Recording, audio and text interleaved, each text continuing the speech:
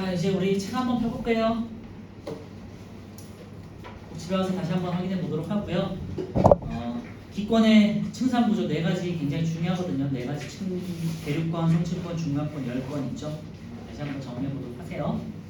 오늘은 50페이지에 있는 복사평형하고요. 그 다음에 다음 단원에 있는 수중기를 한번 나올 건데요.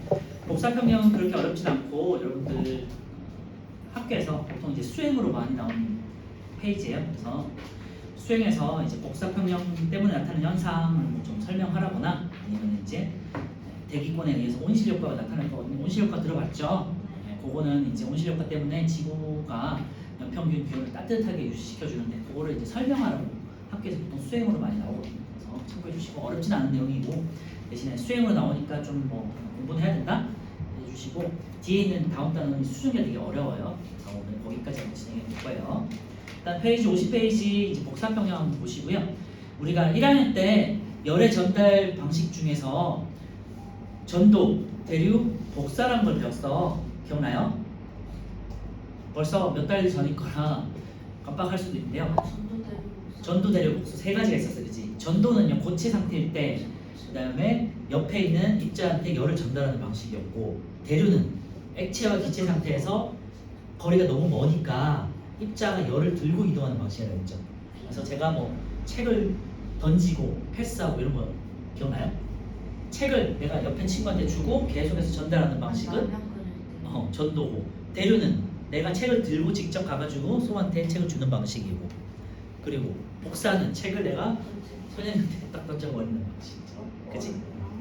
그래서 복사 같은 경우는요 입자의 도움 없이 열이 직접 이동하는 방식이었어요. 예를 들면은 태양빛을 생각하라고 그랬죠. 우리가 우주 공간은 진공이잖아요. 그러니까 물질이라는 게 없잖아요. 그런데 그 빛이 바로 진공 상태의 우주를 통과해가지고 우리 우주한테 오는 거잖아. 아니 지구로 오는 거잖아요. 이런 게 이제 복사에 의한 열의 전달 방식이라고 했죠. 그때 복사예요. 그래서 에너지가 물질의 도움 없이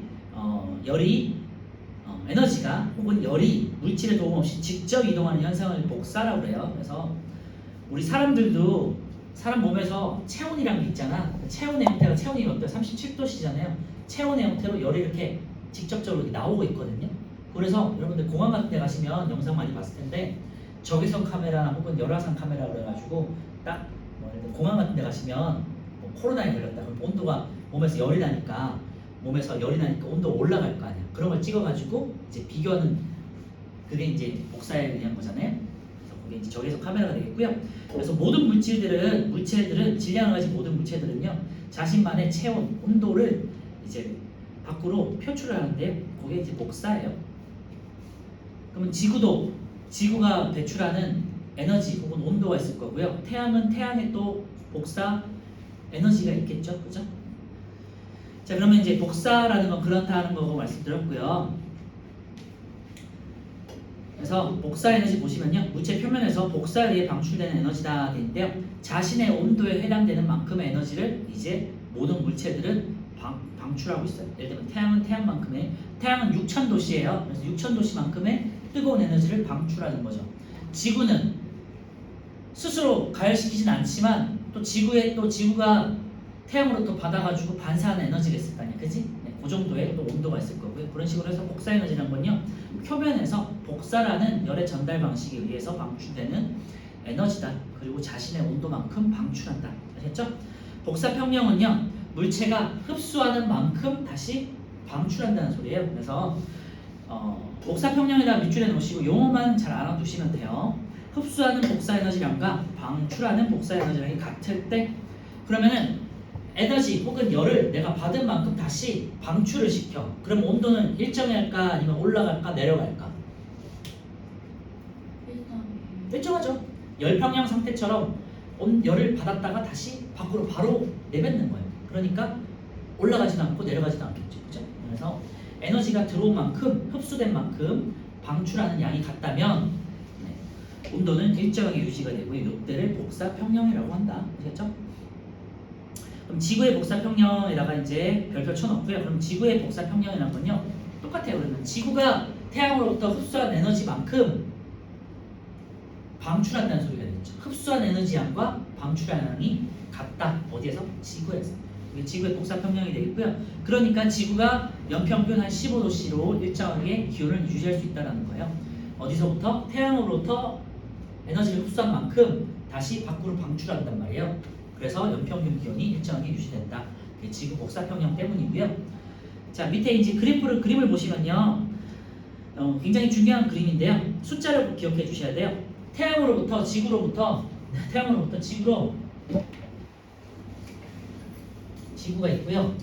태양으로부터 100만큼의 지구가 태양으로부터 100만큼의 에너지를 받는다고 쳐요. 근데 지구에는 딱 70만큼만 들어와요.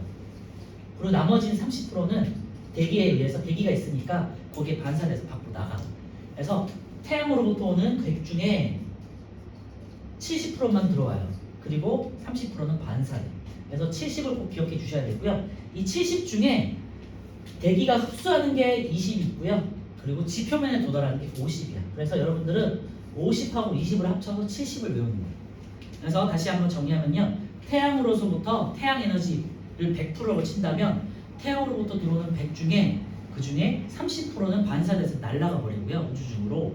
지구로는 70이 들어오는데 그 70에는 지표면에 도달하는 게 50 그리고 대기가 흡수하는 게 20이에요. 알겠죠? 그래서 50하고 20을 합쳐서 70이고요. 얘가 흡수된 70만큼을 다시 밖으로 방출을 시켜. 그래서 30하고 70을 합하면 다시 100이 되잖아요. 그죠? 그래서 이게 이제 지구 복사 평형에 대한 개념이 되겠고요. 여러분들이 외워야 될 거는 이 70이라는 숫자를 꼭 기억해 주셔야 돼요. 지구가 흡수하는 건 70이에요. 그리고 방출하는 것도 70이야. 그러니까 흡수한 양 70과 방출한 양 70이 같으니까 지구와 복사 평형이 이루어진다. 지구 복사 평형이 이루어져서 연평균 기온이 일정하게 유지된다. 알겠죠? 요거 설명하는 게 여러분들 수행에서 나오는 문제예요. 그러니까 어렵진 않은데 좀 말을 좀 잘 정리해서 발표를 할 수 있어야겠죠. 그죠? 오른쪽에 있는 6번하고 7번 한번 풀어보세요. 요 숫자 잘 기억해 주시고.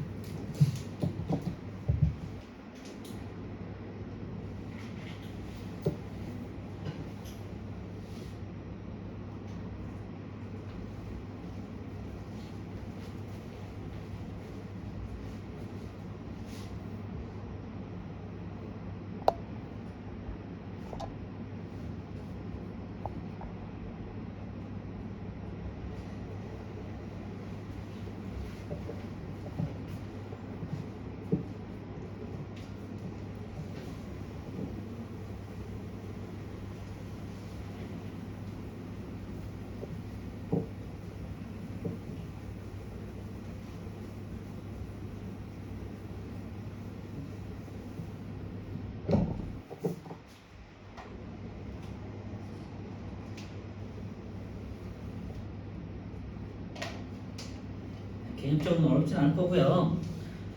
자, 그래서 1번 이 복사 평형 상태에서 물체가 흡수하는 복사 에너지량은 방출하는 복사 에너지량보다 인데요 같다. 흡수하는 만큼 방출한다. 같다라는 거고요. 복사 평형 상태에서 물체의 온도는 일정하겠죠.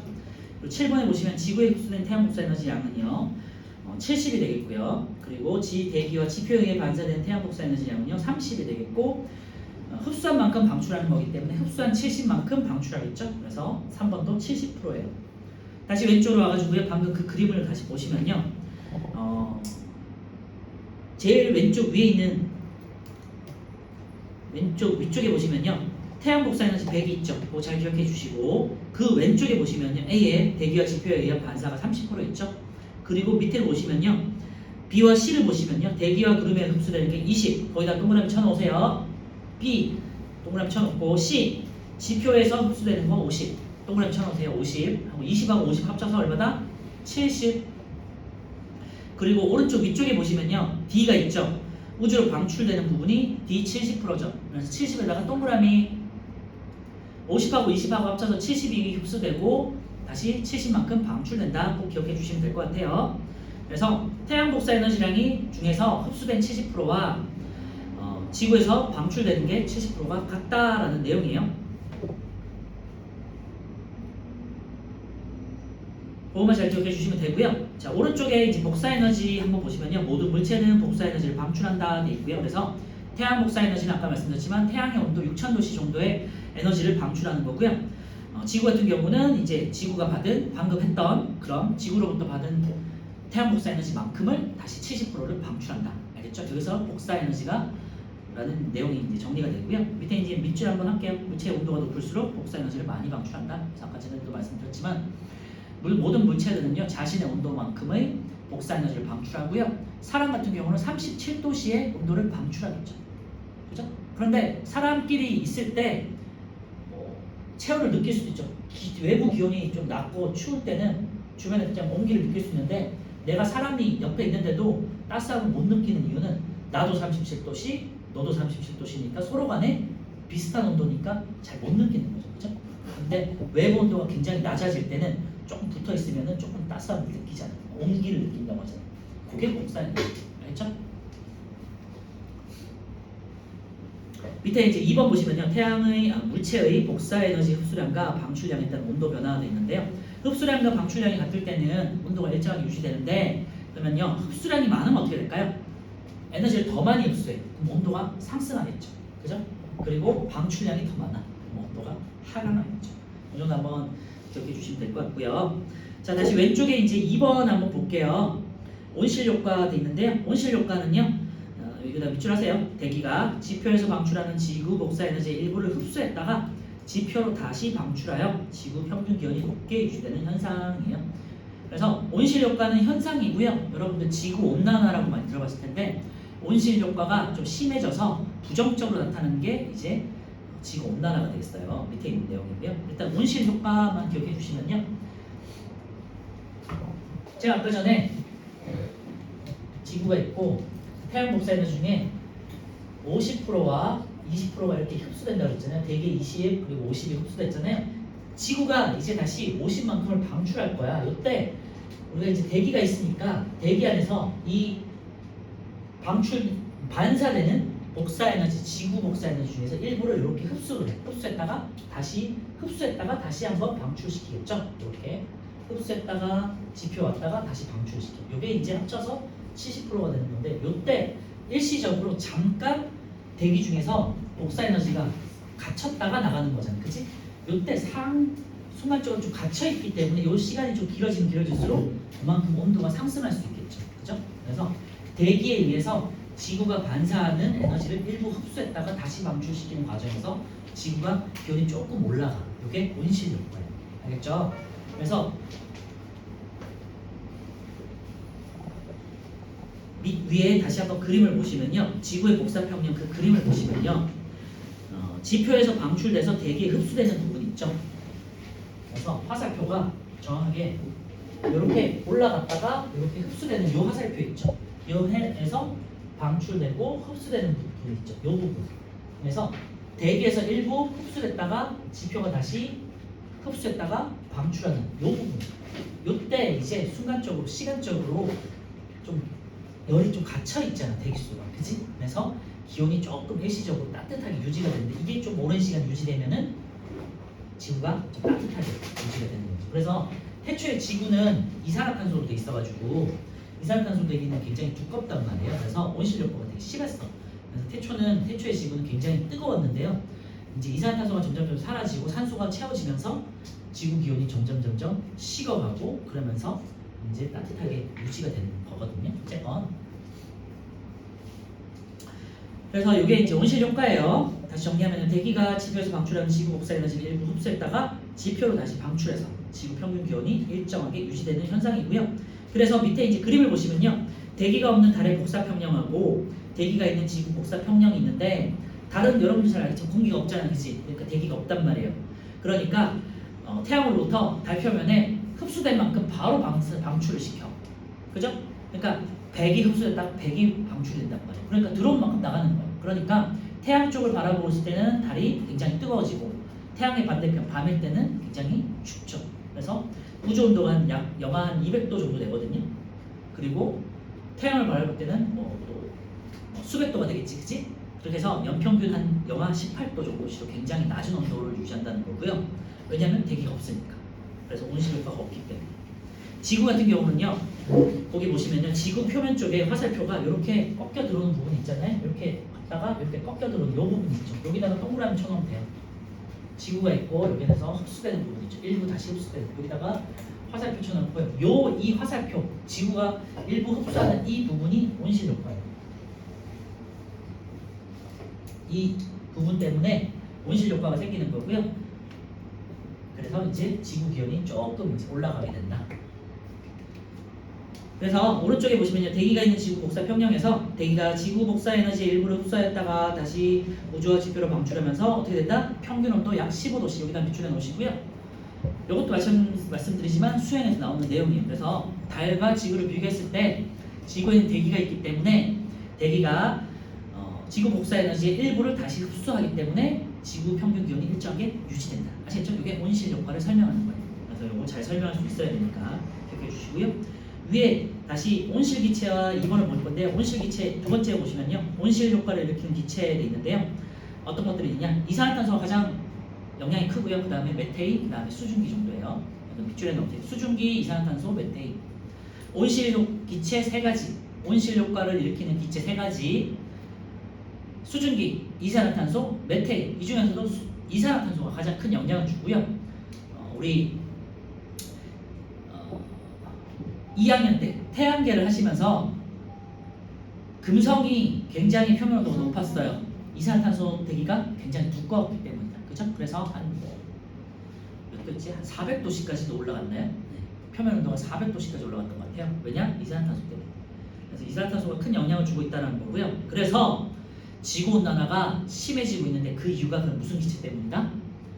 네, 여러분들이 사용하고 있는 페트병이라든지 화석 연료에서 나오는 이산화탄소라든지 때문에 플라스틱에서도 이산화탄소가 나오거든요. 플라스틱을 태우면. 그래서 쓰레기, 플라스틱, 그다음 화석 연료를 태우면서 나오는 여러 가지 이산화탄소들 때문에 지구가 조금 더 온실 효과가 심해지고 있고, 그래서 나타나는 현상이 지구 온난화 현상이에요.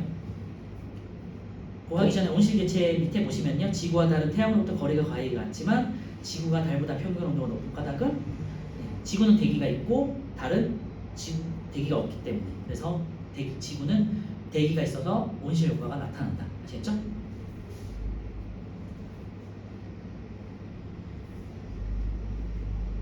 자, 오른쪽에 8번하고 9번 볼게요. 지구는 뭐가 있어서? 대기가 있어서 온실 효과가 일어나고요. 달보다 높은 온도. 그래서 복사 평형을 이루고요. 평균 온도가 한 15도씨 정도 된다. 달은 영하 18도씨니까 굉장히 좀 춥죠. 여러분들 겨울 생각하시면 될 것 같고, 지구는 영상 15도 정도 되니까요. 보통 봄 날씨 정도 생각하시면 돼요. 9번은요, 온실기체가 아닌 것도 있는데요. 네, 수증기, 이산화탄소, 메테인 3, 4, 5가 온실기체고 산소 질소는 아니죠. 이번에는 다시 왼쪽으로 와가지고요.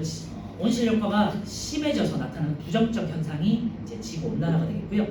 온실 효과가 강화되면서 지구 연평균 기온이 높아지는 현상이다. 거기다 이제 밑줄에 넣으시면 돼요. 지구 평균 기온이 높아지는 현상. 지금 지구 온난화가 수십 년 전부터 계속해서 이제 이루어지고 있었는데 최근 몇 년 동안 굉장히 급속도로 가속되고 있어요. 여러분들 이제 아직은 어리지만 그래도 더운 거는 느끼잖아, 그지? 작년에 더웠죠. 그죠? 재작년에도 더웠고요. 3년 전부터 보통 이제 많이 좀 더워졌는데 3년 전에 굉장히 더웠었거든요. 그런데 그 기록을 깬 게 재작년이었고요. 재작년 기록을 깬 게 작년이었고, 올해는 지금 5월부터 지금 30도씩 올라가서 그러잖아요. 올해 여름은 더 덥겠지. 그래서 우리나라 같은 경우 지금 굉장히 빠르게 더워지고 있어요. 그래서 여러분들이 어른이 됐을 때는 아마 우리나라가 동남아 날씨일 때 있지 않을까? 아니면 혹시 일본 가봤는지 모르겠지만 일본에 되게 후덥한 날씨 있죠. 그런 날씨가 될 거야. 그래서 에어컨은 좀 필수로 쓰는 시대가 되겠지? 자, 뭐요? 뭐라고요? 맞아. 우리나라가 지금 그 이유가 에어컨을 많이 써서 그런 거 있어요. 에어컨이 대중화된 게 한 얼마 안 됐어? 5년에서 한 10년 사이밖에 안 되거든요. 근데 그 이후에 갑자기 더워진 거라서 에어컨이 큰 영향을 줬다고 생각할 수 있고요. 그 다음에 자동차에서 나오는 배기가스로 이산화탄소 이런 것도 섞여 있거든요. 그래서 그런 것도 있고. 그리고 여러분들이 이제 전기를 많이 쓰니까 우리는 요즘에는 전기를 많이 쓰잖아요. 그래서 화석 발전소에서 전기를 많이 빼잖아요. 그치? 그때 이제 이산화탄소 나오기 때문에 그런 영향이 있어요. 그래서 추워? 괜찮아? 추우면 말해요. 좀 켜놨으니까 에어컨. 지구온난화 다시 한번 보면요, 지구 연평균 기온이 높아지는 현상인데 그 이유는 온실 기체 때문이고요, 특히 이산화탄소 때문이에요. 그래서 그 밑에 있는 그림을 보시면요, 왼쪽에는 이제 1850년부터 2000년대까지 이산화탄소 농도가 꾸준히 증가하는 걸 보여주고요. 그 이유는 산업화 때문이고요. 산업화 때문에 공장에서 뭔가 전기도 많이 만들어내고, 화석발전소, 화력발전소에서 전기도 많이 만들어내고, 공장에서 뭔가를 이제 계속해서 만들어내다 보니까 이산화탄소 배출량이 많은 거거든요. 그리고 오른쪽을 보시면요, 물론 이제 올라갔다 내려갔다 하는 건 있지만 전체적으로 봤을 때 우상향하고 있잖아요. 그래서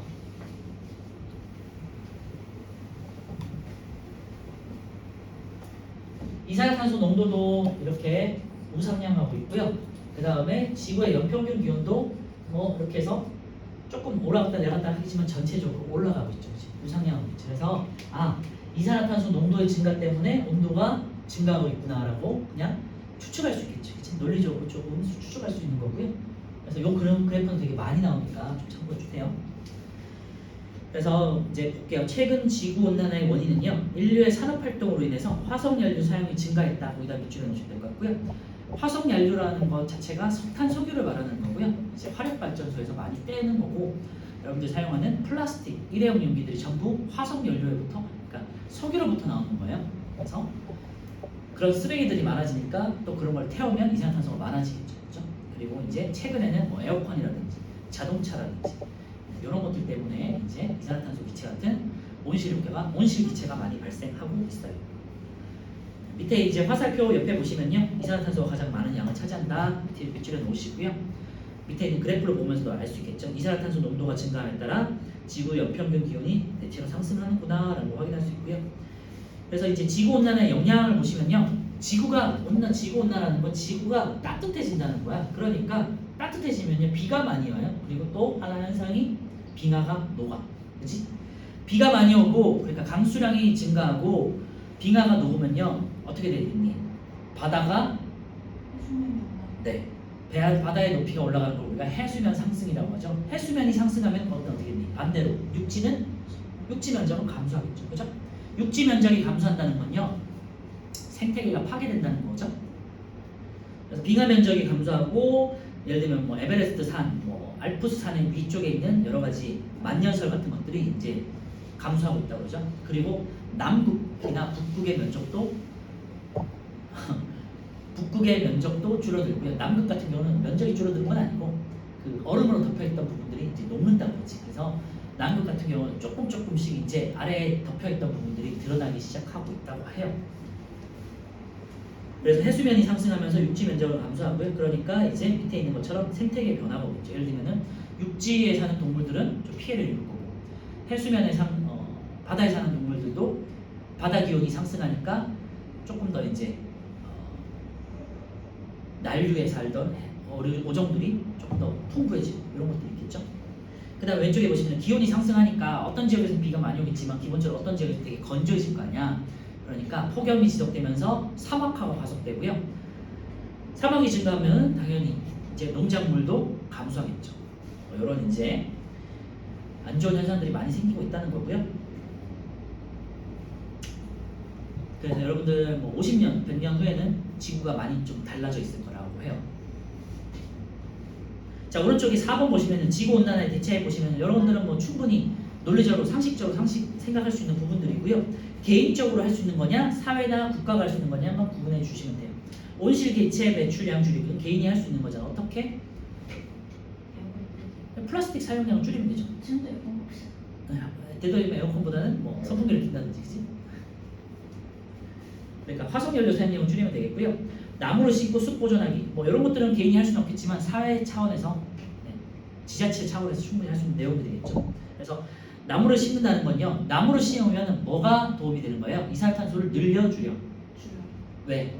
왜냐면 나무가 광합성을 할 때. 그렇지. 그래서 옆에다가 광합성 이렇게 써놓으시면 돼요. 근데 선생님, 네. 나무가 밤에는 이산화탄소를 내뿜는데 그러면 그것 때문에 안 좋은 거 아니어서 늘어나니까? 근데 광합성 하는 양이 낮에 광합성을 흡수하는 양이 더 많기 때문에. 밤에는요? 밤에는 뭐 근데 그렇게 많지 않아요. 왜요? 상대적으로. 그래서 그런 말 있어요. 여러분들 운동을 할 때 엄마 아빠랑 운동을 할 때 낮에 운동하는 게 좋을까 아니면 밤에 운동하는 게 좋을까? 방금 말했잖아. 밤에는 상대적으로 이산화탄소 농이 많기 때문에 산소보다 낮에 운동하는 게 좋다고 해요. 일반적으로. 왜요? 방금 말했잖아. 왜요? 이산화탄소 때문에. 근데 이산화탄소 많이 무슨 상관이 산소량이 적으니까. 근데요? 응? 근데요? 왜 근데요라는 거. 아니 그래서 왜 그래? 이산화탄소량이 많으니까 상대적으로 밤에 우리는 산소를 필요로 하는 거잖아. 네. 그죠? 운동할 때 운동을 하면 어떻게 되니 산소량을 더 많이 흡수해야 되잖아요. 폐활량이 늘려서 좋지 않을까요? 그럼? 뭐요? 운동선수도 아니고 폐활량을 왜 늘리는데? 그래서 일반적으로 그렇다고 해요. 그냥 상대적으로. 그리고 그 이유뿐만 아니고요. 오염 물질이 밤이 되면요 기온이 내려가면서 그 지표면에 쌓여. 그래서 우리 폐 입장에서 되게 안 좋다고. 이제 여러 가지 뭐 자동차나 공장에서 나오는 그런 폐 좀 안 좋은 기체들 있잖아. 그런 게 지표면에 밤에는 많기 때문에 그거 알잖아요. 뜨거워진 공기는 위로 상승하고 차가운 공기는 내려가잖아요. 그치? 그래서 지표면에 여러 가지 좀 오염된 기체들이 많기 때문에 먼지도 많고 그래서 밤에 저녁에 운동하는 것보다는 낮에 운동을 오. 좋다고. 근데 이제 낮에는 또 덥고 하니까 잘 운동을 안 하잖아. 밤에 보통은. 호수원 가져갈 때 이거 입고 있습니다. 그래서 엄마한테 말을 해줘. 아빠한테. 역시. 엄마 저녁보다는 낮에 운동하는 게 더 좋대. 우리 폐 입장에서는. 근데 뭐 현실적으로 좀 쉽진 않죠. 그냥 운동 안 하면 그래서 아까 전에 나무를 심고 숲 보존하기는요 광합성을 늘리기 위함이에요. CO2를 흡수하기 위함이고 쓰레기를 줄이고 자원 재활용 이런 것들은 우리 여러분들 학생 수준에서 할 수 있는 내용이죠. 에너지 절약하기도 최대한 우리가 절약할 수 있도록 하고요. 친환경 에너지 개발 이건 우리는 할 수는 없지만 국가 차원에서 뭐 CO2 사용량을 줄이기 위해서 친환경 에너지를 쓴다든지 뭐 예를 들면은 발전소 같은 경우는 원자력 발전을 비용을 늘린다든지 아니면은 뭐 풍력이라든지 또는 태양열 발전을 조금씩 늘린다든지 뭐 이런 게 필요하겠죠. 그래서 화력 발전소 비중을 줄이고 친환경 발전소의 비중을 늘린다 이런 것도 있을 것 같고요. 그 다음에 여러 가지 친환경적인 기술들이 많이 있어요. 수소 전지라든지 아니면은 이산화탄소 배출량을 줄이는 기술들이 많이 개발되고 있거든요.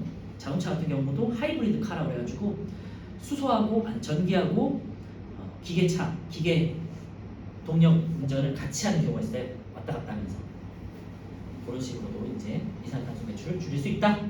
자 오른쪽에 10번 같이 볼게요. 1번 온실 효과가 약화되면서 지구 평균 기온이 높아지는 현상이다 돼 있는데요. 이거는 온실 효과가 강화돼서죠. X가 되겠고요. 2번 화석 연료 사용량이 증가하면서 지구 온난화가 나타났다. 뭐가 되겠네요. 대기 중에 이산화탄소 농도가 증가하면 지구 평균 기온은 낮아진다 돼 있는데요. 높아지겠죠. 지구 온난화 영향으로 해수면은 대체로 높아지겠죠. 그래서 X. 그래서 XO, XX 충분히 예측할 수 있고요. 자 넘기기 전에 왼쪽에 50페이지에 오른쪽 플러스 강의 3번 한번 볼게요. 지구의 위도별 에너지 불균형이 있는데요. 적도 지방에서는 우리가 지구를 기준으로 지구에 동그랗잖아요. 태양이 이렇게 오잖아.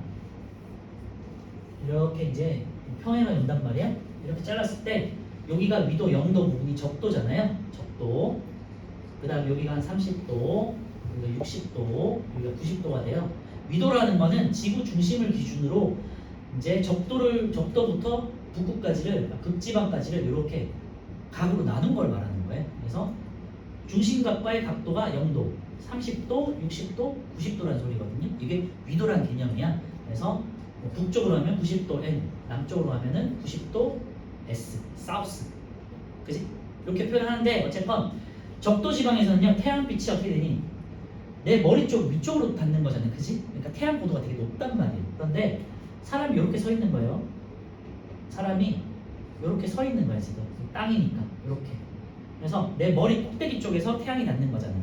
태양의 거의 대부분을 받는단 말이에요. 그런데 이렇게 갈수록 사람이 점점점 비스듬하게 서는 거잖아요. 이렇게. 그래서 극지방에 사는 사람들은 태양을 되게 비스듬하게 받는 거야. 그치? 그러니까 태양의 절반도 못 받는 거예요. 태양 에너지에. 그래서 여기는 에너지를 적게 받는 거고요. 여기는 에너지를 많이 받아. 그래서 여기는 에너지가 상대적으로 많이 남고 극지방에는 에너지가 상대적으로 부족하겠죠. 그죠? 그래서 극지방과 적도지방 사이에 에너지가 불균형이 이루어진단 말이에요. 그 내용이에요. 그래서 뭐 이게 지금은 우리가 중요하진 않지만요. 이게 뭐 고등학교 때 굉장히 중요한 내용이니까요. 참고해 두시고 별표를 좀 쳐놓으면 좋을 것 같고요. 이게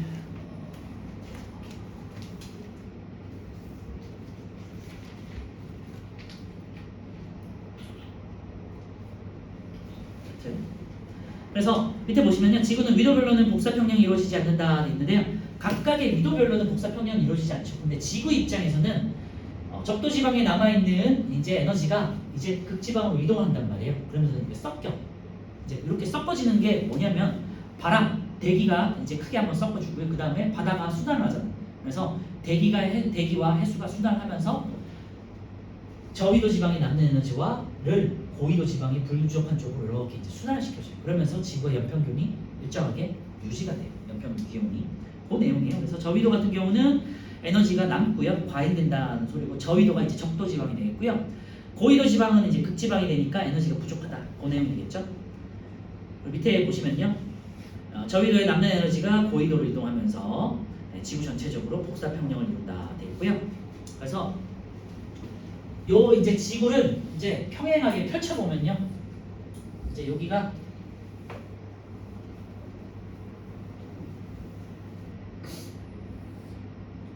여기가 이제 0도가 되겠고요. 이쪽으로 갈수록 이제 90도 N, 뭐 예를 들면 90도 S.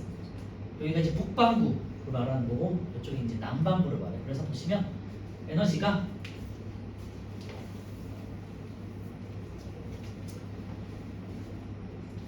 저위도 지방에서는 저위도 지방은 되게 높고 고위도 지방이 낮잖아요. 그래서 이렇게 되고 그 다음에 이제 이게 태양 복사 에너지라면 이제 지구가 반사하는 복사 에너지가 이렇게 된다고 쳐요. 지구. 그래서 이 부분이 이제 남는 거잖아요. 이게 이제 에너지 과잉인 거고, 이 부분이 이제 에너지가 방출하는 게 더 많은 부분이니까요. 여기가 이제 에너지가 부족한 부분이겠죠. 그래서 그래프를 보고 잘 한번 해석할 수 있어야 되고요. 이 남는 에너지가 이렇게 부족한 쪽으로 이제 대기와 해수가 순환을 하면서 섞어주는 거예요. 그래서 지구가 복사평형이 이루어진다는 내용인 그래프가 굉장히 중요한 내용이니까 잘 한번 기억해 주시고요.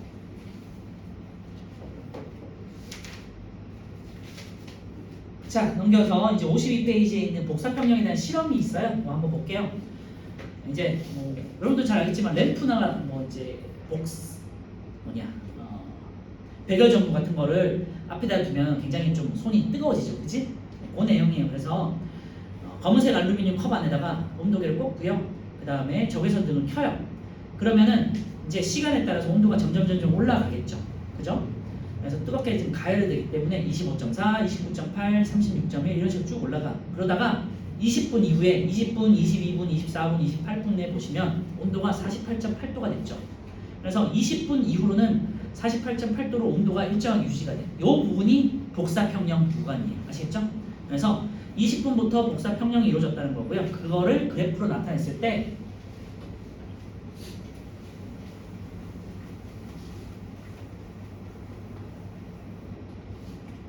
그래프가 보시면 여기 시간에 따라서 온도가 있는데 이 그래프가 온도가 이렇게 올라가다가 이렇게 유지가 되잖아요. 이때가 이제 20분이라는 소리가 돼요. 20분이 되는 거고요.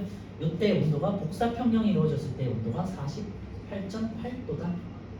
요거를 이제 그래프를 보고 이해할 수 있으면 돼요. 그리고 요 구간이 이제 복사평형 구간이에요. 복사평형. 이렇게 온도가 일정해지는 구간이 있죠. 이 구간이 복사평형 구간입니다. 알겠죠? 그래서 복사평형일 때의 시간과 온도를 확인할 수 있으면 돼요. 그래프를 보고. 그래서 복사평형이 이루어졌다는 것은요. 알루미늄 컵이 흡수하는 복사에너지량과 방출하는 복사에너지량이 같은 상태가 되었고요. 그래서 흡수하는 만큼 방출하는 거지 정지된 상태는 아니에요. 계속해서 흡수하고 계속해서 방출하고 흡수 방출 이렇게 되는 거야. 그러면서 온도가 일정하게 유지된 상태고요. 이 상태는 복사평형이 이루어진 구간이 있고 이렇게 온도가 올라가는 구간이 있는데요. 이 구간은 흡수량이 방출량보다 많은 구간이 되고요. 에너지 방출량.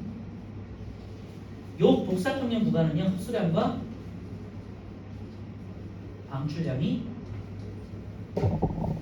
같은 구간이다. 알겠죠? 에너지가 흡수되는 만큼 방출하고 있고, 온도가 올라가는 구간은 흡수량이 방출량보다 큰 구간이다. 알겠니? 그래서 그래프만 해석하실 수 있으면 되고요. 오른쪽에 보시면 그래 거리에 따른 복사평형이 있는데요. 아무래도 거리가 가까울수록 좀 더 빨리 온도가 올라가겠죠. 그리고 더 많이 올라갈 수 있겠죠. 가까우니까.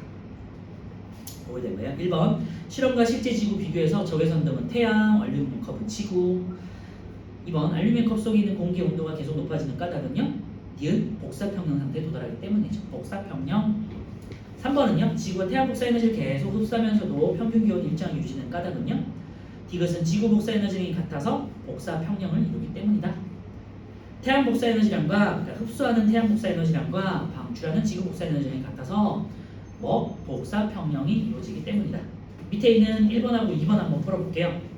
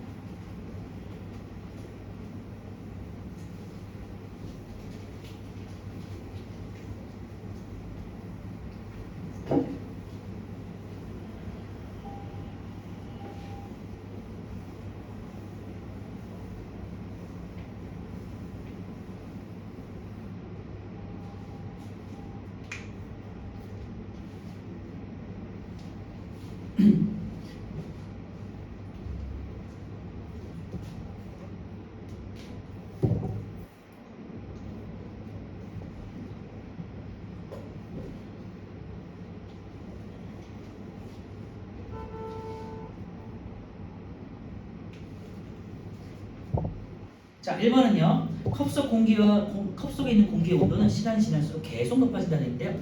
올라가다가 일정하게 유지가 되죠. X. 20분 이전에 컵은 에너지를 계속 흡수하기만 한다가 아니라 흡수도 하고 방출도 하는데 흡수량이 조금 더 많기 때문에 온도가 올라가는 거예요. X. 3번 20분 이후에 컵 속의 공기는 복사평형을 이뤘죠. 5가 되겠고요. 20분 이후에 컵의 에너지 흡수량과 방출량은 같죠. 네, 5가 되겠고요. 지구는 흡수하는 태양 복사 에너지만큼 복사 에너지를 방출해서 복사평형을 이루고 있죠. 5. 이번에 이런 것들을 나와 같은 상태를 복사평형 상태라고 하고요. 자, 오른쪽에 53페이지만 풀고 이제 쉴 거예요. 뭐 1번만 한번 풀어보세요. 1번에 있는 유제 1번, 유제 2번, 유제 3번, 유제 4번만 풀어보세요. 2번은 그냥 확인만 할 거예요.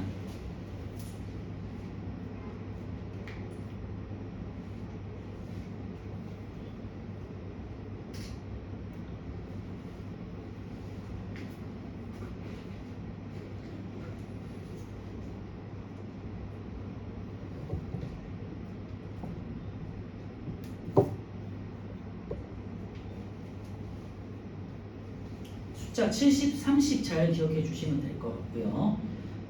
특히 유제 3번 같은 경우 숫자가 헷갈리지 않게 잘 한번 70이나 30을 만드는 거기 때문에 헷갈리지만 풀 수 있어요.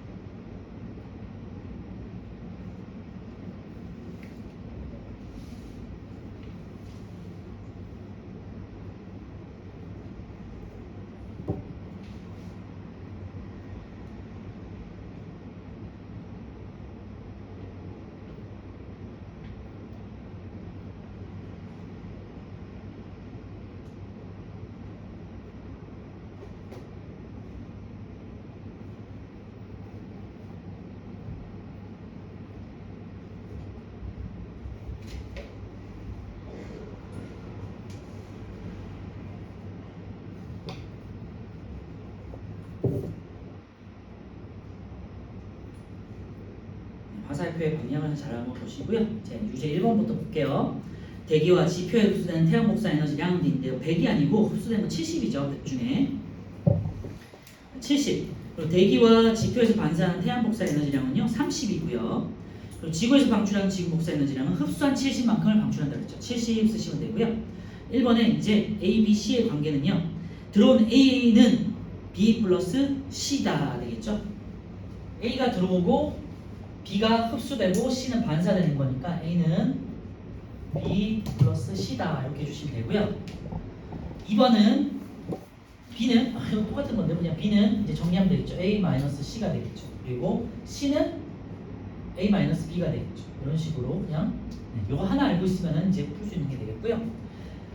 유제 3번 같은 경우는 지구에 흡수되는 태양 복사 에너지는요. 제가 말씀드렸지만 지표에서 50 그리고 대기에서 20 해서 50, 20 합쳐서 70 이렇게 해주시면 되고요. 대기와 지표에 반사되는 태양 복사 에너지량은요. 반사되는 건 30이 되겠죠. 그래서 100 빼기 20 빼기 50은 30 이렇게 해주시면 되고요. 지구에서 우주로 방출되는 지구 복사 에너지량은요. 50과 20을 합쳐서 70 이렇게 채우시면 되겠죠. 그리고 A에서 D 중 온실 효과를 일으키는 복사 에너지 이 부분이 중요한데 지표로 방출되는 D가 되겠죠. 그지? 대기가 흡수해서 지표로 다시 방출하는 부분 D가 되고요. 오른쪽에 이제 다시 아까도 봤지만요. 2번에다가 별표 쳐놓으세요. 위도별 태양 복사 에너지와 지구 복사 에너지 분포도 있는데요. 위에 다시 한번 보시면요. 제가 아까 말씀드렸지만 태양의 고도가 적도, 저위도 지방에서는 되게 높고요. 내 머리 꼭대기에서 닿는 거니까. 그런데 고위도로 갈수록 비스듬하게 태양이 닿는단 말이에요. 그러니까 태양 에너지가 적게 닿아 쉽게 말하면. 그래서 저위도와 고위도를 비교했을 때 저위도에서는 흡수한 태양 복사 에너지량이 방출한 지구 복사 에너지량보다 많기 때문에 에너지 과잉이 있고요. 고위도 지방 같은 경우는 흡수한 태양 복사 에너지량보다 방출하는 지구 복사 에너지량이 많기 때문에 에너지가 부족해요. 그래서 저위도에는 고온 지역 굉장히 덥죠. 사막 기후라든지 아니면 열대 기후 같은 건 굉장히 덥고요. 적도 지방 굉장히 더울 거야, 그렇지? 위도 38도, 우리 이제 대한민국이 있는 온도는 그래서 연평균 기온이 뭐 10몇 도로 해서 굉장히 살기가 좋은 거죠. 중위도 지방은.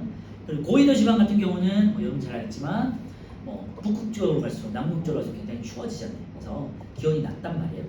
그 밑에 이제 빗줄하세요. 대기와 해수의 순환으로 대기는 공기가 순환한다는 거고요. 큰 바람이 분다는 소리고 해수의 순환 같은 경우는 바람이 이제 바다가 아무래도 이제 바람에 따라서 이렇게 순환을 하죠. 위도별로 이제 순환하거든요.